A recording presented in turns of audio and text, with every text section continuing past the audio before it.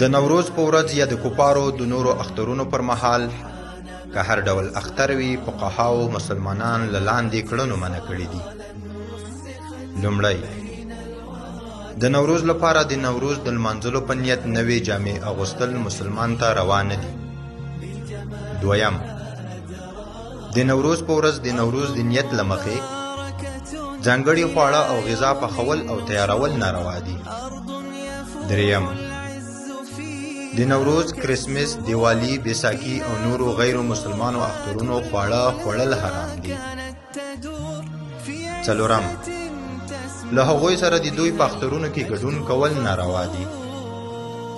پنځم، پر هغوی باندې د دوی د اخترونو په ورځ هغه څه پلورل حرام دي چې هغوی خاص د اختر د لمانځلو لپاره اخلي، ځکه چې دا له هغوی سره په غیر اسلامي عمل کې مرسته کول دي او دا عمل مسلمان ته حرام دی. الله تعالی جل جلاله فرمایلی دی: وتعاونوا على البر والتقوى ولا تعاونوا على الإثم والعدوان واتقوا الله إن الله شديد العقاب.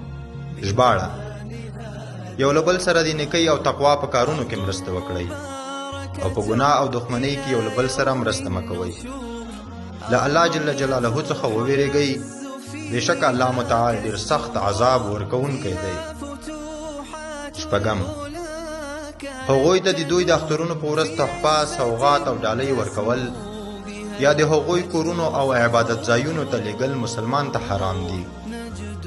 اووم، له مجوسیانو او نورو غیر مسلمانو څخه د نوروز تحفه قبلول، همدارز له عیسویانو، هندوانو، سیکانو، بهائیانو، آغاخانیانو، بهرویانو، قادیانیانو او نورو څخه د دوی د اخترونو تحفه قبلول مسلمان ته حرام دي.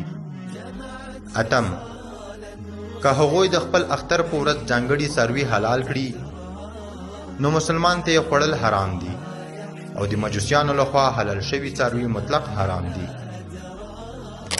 نهم، که کوم مسلمان په ناپوهۍ سره د نوروز د اختر په نیت څاروی یا چرګ حلال کړي نو د هغه غوښه خوړل حرام دي، ځکه چې دا پرته له الله جل جلاله د نوم اخیستو حلال شوی ګڼل کیږي.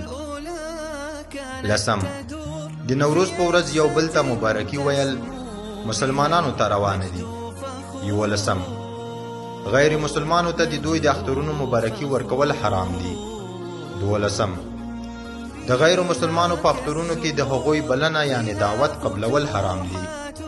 دیارلسم، د کرنې د پیل لپاره د نوروز ورځ ځانګړې کول شرعاً حرام دي، ځکه چې په دې ورځ تبرک نیول له مجوسیانو سره مشابهت راوړي او مسلمان ته روا نه ده چې له هغوی سره مشابه شي، که دنیوي چارې وي او که اخروي.